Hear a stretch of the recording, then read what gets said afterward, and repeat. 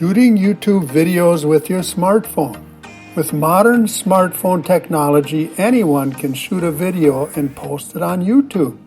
You don't need an expensive studio with all the high-tech gizmos the pros use. You're only getting started, so there's no need to take out a second mortgage. This is my indoor setup. I'm using an old laptop to run a teleprompter, and my smartphone is clipped to the screen. The smartphone camera is positioned so that when I read the teleprompter, I'm also looking directly into the camera. Next, you see my outdoor setup. Everything is the same. The only difference between the two is the lighting.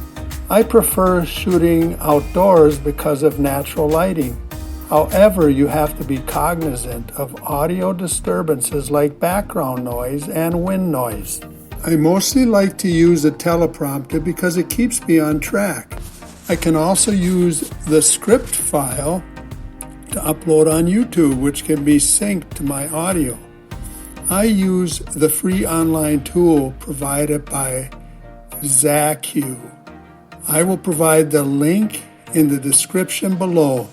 You simply copy and paste your script in the box and start the prompter.